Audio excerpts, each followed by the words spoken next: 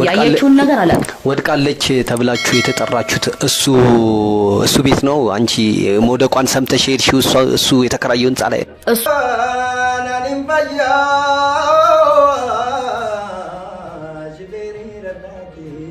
የልጄን እውነት አፈላልጉኝ። የፍትህ አካላት ተከታትለው የልጄን አቋን ያውጣልኝ፣ ደሟን ያወጣልኝ።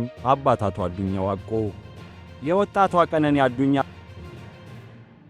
ሥርዓተ ቀብር ዛሬ በአዲስ አበባ ቅድስት ሥላሴ ካቴድራል ተፈጽሟል። ለጋዋ ወጣት ቀነኒ ከፍቅረኛዋ ድምፃዊ አንዷለም ጎሳ ጋር ከሚኖሩበት መኖሪያ ቤት ሌሊት 10 ሰዓት ግድም ከ5ኛ ፎቅ ወለል ወድቃ ሕይወቷ እንዳለፈ መነገሩ ይታወሳል። የአዲስ አበባ ፖሊስ ቀነኒ አዱኛ ከቤቷ የማብሰያ ክፍል በኩል ካለው በረንዳ 5ኛ ፎቅ ላይ ለጊዜው ምክንያቱ ባልታወቀ ሁኔታ ወድቃ ለሕክምና እርዳታ እየተወሰደች ባለበት ወቅት ሕይወቷ እንዳለፈ ገልጿል። ለጋዋ ወጣት ቀነኒ አዱኛ ዛሬ ከአባቷ አቶ አዱኛ ዋቆና እናቷ አስቴር መኮንን 7 መጋቢት 1991 ዓ.ም ነው የተወለደችው። የፊታችን ቅዳሜም 26ኛ ዓመት ልደቷን ለማክበር ስትዘጋጅም ነበር። እኔ ለማስተማር ነበር ከእቅፍ ያወጣኋት እንጂ እንዲህ እንድትቀጠጠፍብኝ አልነበረም፣ ሌላ የምለውም የለም ሲሉ ተደምጠዋል። አባት አቶ አዱኛ ዋቆ እኔ ቀነኒን የማውቃት እጅግ ታታሪ፣ ሥራን የምትፈጥር ደግሞም ሥራ አክባሪ ናት። እንዲህ ርኩስ መንፈስ ይዟት ራሷን ታጠፋለች የሚለውን ውሸት ነው የምለው። እሷ ሲቸግር ተበድራ እንኳ የምትሰጥ እንጂ ከሷ ይህ አይጠበቅም በማለት በልጃቸው ሕልፈት መሪር ሐዘናቸውን ገልጸዋል። እኔ አሁንም ቢሆን የፍትህ አካላት ተከታትለው ሐቋን ያውጣልኝ ነው፣ ደሟን ያወጣልኝ ነው፣ ሌላ ምንም የምለው የለኝም ብለዋል። በወቅቱ አብሯት የነበረውን ድምፃዊ አንዷለም ጎሳን በቁጥጥር ስር በማዋል ምርመራ እያከናወነ እንደሆነ አስረድቷል።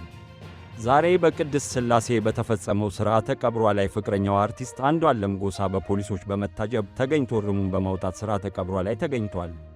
የቀብር ሥነ ሥርዓት ከተፈጸመ በኋላ አባት አቶ አዱኛ ዋቆ ለቀስተኞች ፊት ባስተላለፉት መልእክታቸው የልጃቸውን ፍትሕ በእጅጉ እንደሚሹ አሳውቀዋል።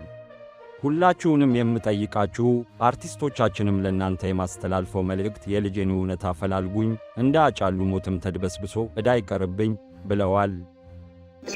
ጎረቤት የጠራው ምስል እንደ አቤት ና የምትለኝ ቡና ጠጣልትኝ ይመስለኝ ነው። ያው ቡና ፈልቷል። ሆዳንችም ሆድ ይዘሻል። በይ ቆንጆ ቡና ነው ያፈላሁት። በስማ ያረም ቆንጆ ቡና ይች ትቻለሽ እንዴ? ድሮም እኮ አንተ እኮ ሰው አይደለም። ትቻለሽ ወይ ያልኩት እንግዲህ እንዴት ነው ማለት ነው? ምን ለማለት ፈልገህ ነው? ምን ለማለት ፈልገህ ነው?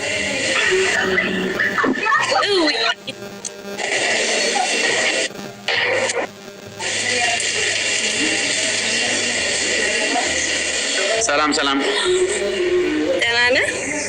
እንዴት ነሽ? አለሁልህ። የጠፋ ሰው ምን እጠፋለሁ? በእናትሽ አማን ነው?